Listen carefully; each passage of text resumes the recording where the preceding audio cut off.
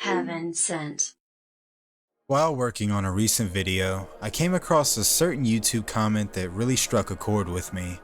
It was posted on a gameplay video for a title I was doing research on, and the comment posted was pertaining to how the game had helped this person during a dark time in their life. The comment read, and I quote, "Man, this makes me miss being 7 years old again. The only thing that helped me deal with all the craziness at home, I came from an abusive household, was how calming and peaceful I felt while playing this game. Wish games were like this today." And as sad as this post may be, it really stuck with me because of how relatable it felt. While I may have come from different circumstances than this young man, I know how it felt for a game to be your solace in a time that feels so frightening. And while the game may not be able to fix everything in your life, at least for that moment, we were able to feel a little piece of comfort. Because of this comment, I just couldn't stop thinking about the games that were so important to me in my darkest moments. These virtually crafted worlds, much unlike my own, were a comfort to me, and the characters found within each narrative gave me hope to become just as strong as some of them were. Through all adversity, and no matter how impossible things may have felt in these worlds, I was enthralled with the narrative of a simple goal: to adapt and overcome.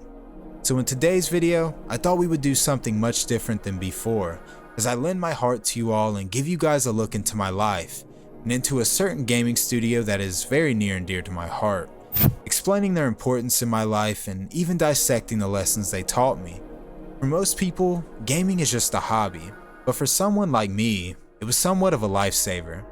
So without further ado, I'm here to show you guys my gratitude to the studio responsible for the games that were there for me at my lowest points. Simply put, I just want to say thank you, Capcom. This is my love letter to you.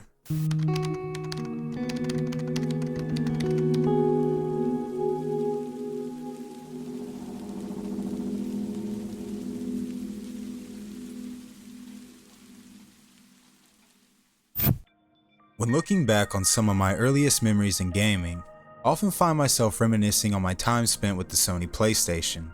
It was the first console I had ever owned, and played an incredible role in shaping me to becoming the massive gaming buff that I am today. I spent countless weekend nights adventuring through ominous catacombs in Tomb Raider 3, and many summer days playing Tony Hawk's Pro Skater. I was an incredibly lucky child to have been gifted such an amazing console, as they both weren't cheap at the time and were detrimental in the evolution of gaming. I was there to bear witness to one of the very first consoles of its kind, a machine powerful enough to tell incredible stories, and introduced me to some of gaming's most beloved characters. From Solid Snake in Metal Gear Solid to Cloud in Final Fantasy VII, these characters were something of role models to me, and I found it so cool to be able to join along for their beautifully written narratives. And while I hold a lot of sentiment for the PS1 being responsible for allowing me to play these games, I have to give credit to my wonderful father for gifting me with my very first one. Because looking back, it really meant the world to me. Now my dad will be playing a very important role in a lot of the personal angles I will be taking in this video, and I hope you all can be respectful with some of the details that I will be open with, for the sake of context. While things may get ugly at times throughout the journey that I'm about to take you on, I hope you all can understand how important my dad is to me, and just know that regardless of what we've been through, he's always tried to be the best father that he can. But anyways, as I had stated before, some of my fondest memories in gaming were spent with this console, and thanks to my dad, I'm still here talking about my love for it to this day. But when it comes to game studios who have always had my utmost attention, my love for Capcom started at a very young age. So if you all will indulge me for just a moment, I'd like to explain to you guys why this day is so sentimental to me, and how it became my introduction into the beloved world of Capcom. It all started on a bright sunny day. My dad had taken me to a local park, and I was playing on the swing set. He asked me if I wanted to try climbing the jungle gym, and being only 5 at the time, this seemed like such a daunting task. He walked me over to the towering playset with its turquoise painted ladder, feeling like it was 1,000 feet tall at that time. I looked nervously at the ladder, but he assured me he was there, and he wouldn't let me fall. I carefully made my way up each step, tightly gripping the sides of the ladder, so much so that I remember it was making my hands hurt. I was about halfway up and felt the momentum inside of me, pushing me to keep going. I was so scared, but at the same time, I knew my dad was right there, and I trusted him to be sure I was going to make it. I finally made my way to the top, and it felt like I had conquered the world, He clapped in celebration at my accomplishments, and I remember feeling so ecstatic at that time. The playset was absolutely massive, and upon me reaching the top, I was eager to explore what else was up there. He saw me becoming preoccupied with my exploration and decided to go sit down and watch me from a bench that was near the jungle gym. But a few moments later, I remember looking back and seeing he was no longer there. This discovery brought on a massive panic inside of me. I thought he was gone and that I was going to be stuck up in this seafoam green prison for the rest of eternity. Full of anxiety, I took off running towards the location of the ladder, and in my rushed stupor, I failed to see the small set of steps leading to a bridge below me. I clumsily missed the steps and fell face first against one of the walls. A small metal screw protruding from one corner of the wall had made its way into my scalp, and I was now bleeding pretty heavily. I started crying and my dad came running to grab me. I don't remember too much after falling as I was so freaked out at the time. I just remember my dad holding me and telling me everything was going to be okay. He took me to a local hospital, and while the cut was pretty bad, luckily there were no major injuries I had to endure. They had sewn me back up, hit me with a Flintstone pop, and sent us on our way. My dad knew how much it had scared me to see him gone at the playground, and it made him feel somewhat responsible for my fall. So we decided that before we went home, we were going to stop by the local Myers and pick up a new video game. We made our way to the store and over to the familiar gaming section in which I had visited so many times before. The large glass case filled with hundreds of PS1, N64, and Sega Genesis games was right there before me, and if one word could describe the way that case made me feel, it was purely enamored. Now, as I had stated before, I was only 5 at this time, so when it came to picking out games, I would usually go for whatever cover art would look the coolest to me, and on this day, my selection came to be Rival Schools, United by Fate, an arcade-style fighting game developed by none other than Capcom, and this game quickly became a favorite for me and my dad to play together. It was very reminiscent of Marvel vs. Capcom, but had its own stylish flair to it. I would typically play as the baseball player Shoma, while my dad was more keen to Akira, probably because of her cool motorcycle helmet.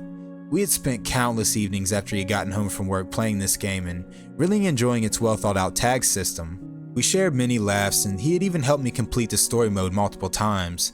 It was not only my introduction into Capcom, but was also some of the best memories I've ever shared with my dad, making this game and the story that led to me getting it being some of my most prized memories. Here, take my hand. Now let's fast forward to the year of 2005, a year in which things began to take a bit of a dark turn for my family and I. My father had sadly learned of the passing of one of his siblings, just a few months prior to the events I'm about to describe, and during this time, I noticed a shift in his behavior. My dad has always been a very hardworking man and had been running a successful construction company for almost a decade at this point. But unfortunately around this time, work started to slow down, bills began to pile, and the pressure was setting in. Many of you around my age will probably be able to recall the 2008 recession, as it was a hard time for many people in the United States. The housing market crashed, unemployment was skyrocketing, and people were struggling to make ends meet after what seemed like a promising start to a new millennium. And while this may have become a nationwide epidemic in 2008, it seemed to have started in the Midwest much earlier. The city I was raised in, Cincinnati, Ohio, primarily employed industrial workers, meaning most people fueling the economy where I lived were most likely some type of factory worker. Unfortunately, around this time, there was a trend in which most of these factory jobs were being taken away and shipped overseas, leaving the majority of my town's population without a way to comfortably survive. People had to cut back on their expenses, and because of this, it directly affected many companies that relied on the business of these previous industry workers. One of these companies being my father's construction business. Now, my dad was dealing with both the loss of his sibling and possibly losing everything else he had worked for. I noticed he was gone a lot, either traveling in search of work or he would often spend nights at a next door neighbor's. It worried me because I noticed a change in his behavior. He seemed a bit distant. He just looked tired, like he had had enough.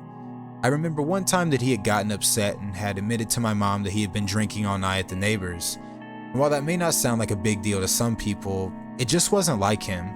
He always hated drinking. But unfortunately, in hindsight, I had come to find that those days were only the beginning of something much worse. During this time, we were having to cut a lot of our own spending, meaning the internet was the last on our list of priorities. Without having any access to the internet, I resorted back to what I knew best, and that was some good old-fashioned console gaming. At the time, I had been playing a lot of Resident Evil 4, and something about this game was just so therapeutic to me. In real life, I was so anxious and worried. I was concerned that my family and I were going to lose our home. I was worried about my parents, and most of all, I was worried about my dad. But something about playing as Leon Kennedy, facing every terrible situation head-on and even cracking a few jokes in the process, gave me an entirely new perspective on things. It was relatable in the sense that Leon was thrown into this terrifying world, but no matter how big the situation had gotten, he just kept going.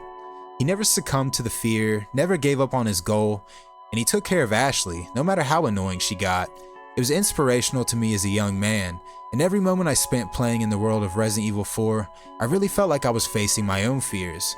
So I played it religiously, over and over and over, and no matter how many times I played, it just never seemed to get old.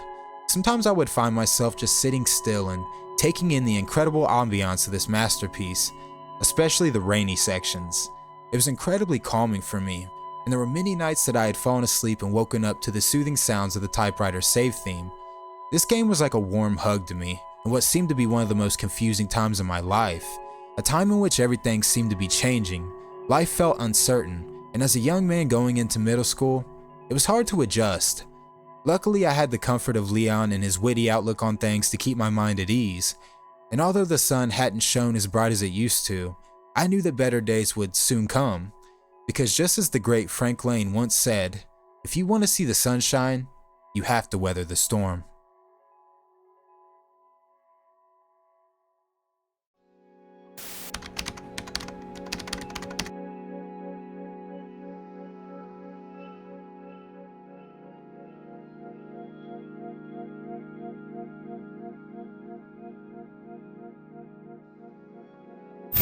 Now we're going to journey a couple of years further into the year of 2008, a year that was very significant for countless hardworking families of the United States.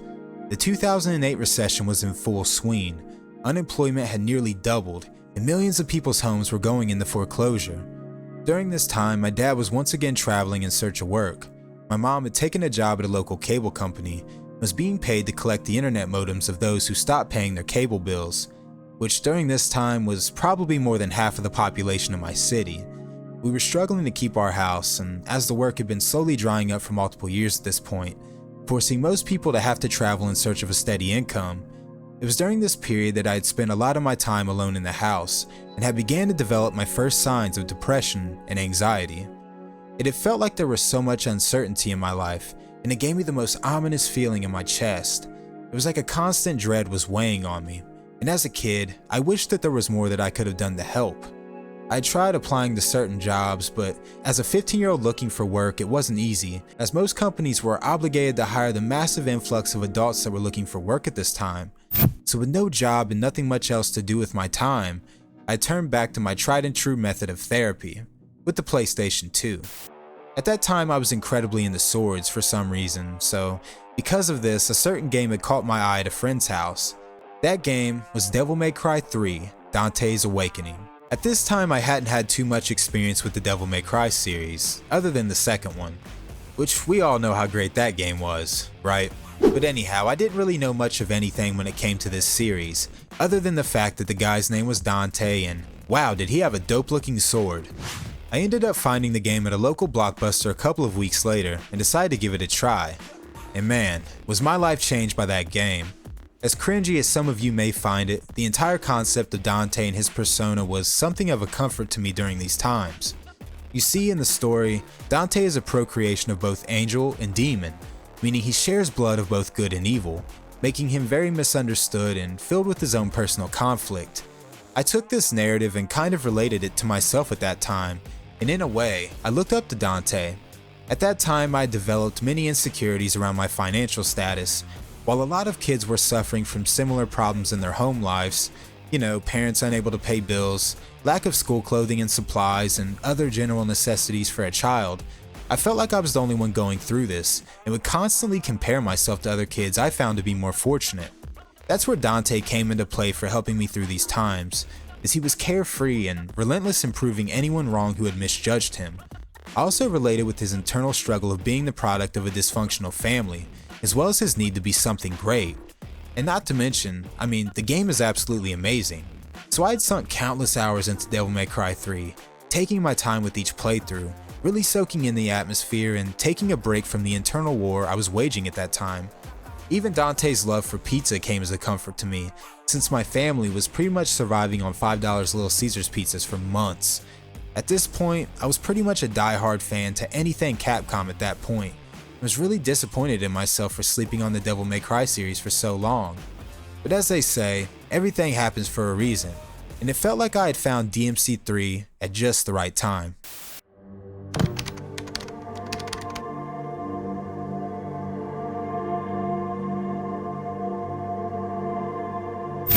Now I'm well aware you guys aren't here to listen to my entire life story, as there's plenty more detail that I could have included. But for the sake of keeping things somewhat condensed, I'm going to give you all a brief summary of about a decade or so, leading up to the time period in which I found most important for my love of Capcom games. So long story short, despite my parents' best efforts, we ended up losing our home in 2013. At this time I was 19 and working at a restaurant, and for the first time in my life, getting involved with drugs to cope with my mental state. It wasn't just the house and my family's financial problems that were bothering me, it was a whole slew of things that led to me taking on this new lifestyle. I started having severe anxiety and panic attacks, extremely often. I was afraid to even leave my house for about 6 months, which thankfully led to me getting completely clean, and with that, I had high hopes of a fresh start in life. My dad was still traveling and had been doing work in Texas, so with news of the foreclosure, my mom and I had to pack everything we owned into our little Chevy HHR and decided we were going to move to Florida with the help of my grandparents. During that 4 or 5 years that my dad was constantly traveling, I hadn't really seen him much. Once I had gotten into high school, I had spent the majority of my time away from my family, mainly because of how tense the atmosphere in my home was. Everybody was just so stressed out all the time. We were trying to make ends meet and just so wrapped up in the craziness of life that we were kind of losing connection with each other, especially my dad and I. So when I had finally seen him before our move in 2013, I was shocked at how different he had looked. He had called my mom the night before this meeting in an incredibly upset state, saying he had lost the keys to his truck and had no idea where he had put them. There was something off about him during this phone call, and he was acting like he was under the influence of something. He needed my mom to bring him the spare key we had stored at the house, about 3 hours away from where he was located. So after packing everything for our move into the car, we headed that way and ended up meeting him at a restaurant near his hotel. He looked almost sickly at the time, like he had lost about 15 or so pounds, and had these dark circles under his eyes. My dad had always been so healthy and strong looking for as long as I'd known him, but at this point, I almost couldn't recognize him. He seemed happy to see us, but had this hint of guilt behind his eyes. I wrote it off as he had probably felt bad for the erratic phone call the night before, and the fact that we had to drive so far to give him his keys. But later on, I came to realize that my dad was battling an addiction, one that had been going on for much longer than I could have ever imagined. What do you think, Leon? People can change, right? Fast forward to 2022. I wake up to my dad banging on our front door. He had left just a couple of weeks earlier due to him and my mom no longer continuing their marriage. Understandably, he was having a tough time. I had spent the majority of the night before talking to him on the phone, and I knew he wasn't in a good place mentally. It was the day after his birthday, and I hadn't been able to get him to answer the door at his apartment the day before. I was stuck in this weird position where I understood the divorce, but I now had to play both sides as I wanted to support both my parents regardless. I was trying to be there for my dad, but because of the circumstances between him and my mom, I had to respect her wish for him to not be around her at that time. So when he came knocking on the door, I was half asleep, and by the time I had finally realized what happened, he was gone. My mom told me she had called the police, and I was kind of shocked that she had done so. I was hoping that he had just left and the situation wouldn't have to escalate any further. The police showed up and came to talk to my mom by the front door, when I heard the sound of him knocking once again. My dad had come back, and when one of the policemen decided to answer the door, he tried to force his way through, shoving one of the policemen against the wall. Unfortunately, this led to him being arrested and caused a domino effect of disastrous proportions for him and his life. He ended up losing his apartment not long after. Because he had nowhere to stay, I had to let him stay in my car. A lot of people may look at my situation and wonder, why would you make your dad stay in the car? I didn't want to, but like I had said before, I didn't know what to do. I was so scared of allowing him to continue living the way that he was. I didn't want to disrespect my mom and her wishes, and I was afraid that things weren't going to get any better if I folded. I couldn't stand to think of him on the streets, so I let him use my car for as long as he could. This was a really strange time for me because I would receive lots of phone calls from him throughout the night. He was struggling mentally, as anyone in his position would be, and I would do my best to talk him through these situations. He felt like his life was over, that nothing was ever going to get any better, and he would try to fix his marriage through me. But there was nothing I could do except to listen and to bring him some food when he got hungry. During this period, the only time I felt peace was when I could tuck myself into my room, away from all the craziness I was dealing with. I was torn up about how terribly things were going for my dad. I was beyond worried about him, and I had no idea what to do. At this time, I felt a sort of remembrance for how much Resident Evil 4 had helped me when I was younger. I was feeling a bit nostalgic for the atmosphere of the RE games. I started playing through the entire Resident Evil catalog, starting with the very first remake on the GameCube. And from the moment I stepped into the Spencer mansion, as creepy and atmospheric as it was, I was able to tune out all the phone calls, the anxiety, the worry for what's to come. I was able to immerse myself in this world. A world that was supposed to be much more terrifying than my own was now keeping me comfort. Once again, I was able to feel that same peace that I felt while playing these games in my childhood. But it was a stronger feeling than just nostalgia. It was almost therapeutic. My father eventually came to a point where he couldn't stay in the car anymore, as he was unlicensed and couldn't risk being caught in it. And just like that, the nightmare came to get even worse for my dad and I, because he was now officially homeless. He had lost his job of almost 10 years due to circumstances I'd rather not disclose, and with no money coming in, I was doing my best to support him any way I could. I relied on him to pick himself back up, but I can't even imagine how hard it was for him at that time to just try and get through another day. I would get off work and usually come to see him behind the gas station he was staying at, and even writing this now, it pains me to reminisce on how hopeless it felt to see my father in this state. There were some nights that I would sit outside with him in the grass for hours, just trying my best to find the words that could help him through this situation. I was afraid he had totally given up on himself, and I felt like it would never end. And as much as I wanted him to just be able to come home, for everything to go back to the way it was before, I knew I couldn't. I knew I had to be tough for the both of us, and I knew that I couldn't bend, or he would never seek the help that he so desperately needed. For anyone who's dealt with a family member with an addiction, they know what I'm talking about. In the beginning, it may be hard not to cater to them. I mean, you love them after all, but at some point your efforts will begin to hurt more than they help, as you will play the role of an enabler, basically assuring they never seek the help that they need. For most people with addictions, it takes a rock bottom moment to get that help, and in this moment, I knew for a fact that my father had reached his. It's taken some time for me to really process how painful these memories are for me, as your brain will try to protect you when you're actually in the moment. In those times I was able to guard myself to a certain degree and not fully process the depth of this horrendous situation. It almost felt like I was living in a dream, and after a long day of work and making my way back home after these visits, it was all I could do to just find some relief in what I've always loved most in life, through gaming. And luckily at this time, the Resident Evil 4 remake had just been released, and I couldn't have asked for it to come out at a better time. It took me back to the very beginning, when the nightmare all begun. Back when I started noticing my dad's strange behavior. Back when I noticed he was gone a lot. It all made sense now. Playing through the remake brought me back to those days in which I was playing the original, just admiring the bravery of Leon, enjoying the charming dialogue and characters, and losing myself in the amazing gameplay. It all came full circle, and I was now able to feel a moment of peace in what felt like months without. What I especially loved about the remake was the fact that they took a much more mature and serious approach than the original. And while a lot of people may disagree with these changes, for me personally, it was a great move. It helped me relate with the game that much more.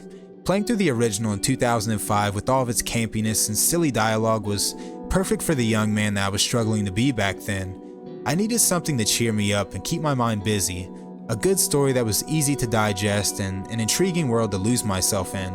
But with the remake, things felt much darker. The tone was a lot more serious. I related with this new version of Leon, as they didn't focus so much on making him the 80s action hero full of cheesy one-liners that we had seen before. This time around he was much more calloused, troubled by the events of his past and trying to tackle a massive situation all on his own. The world this time around felt much darker than before as well, and Leon's bravery was once again something I found serious admiration in.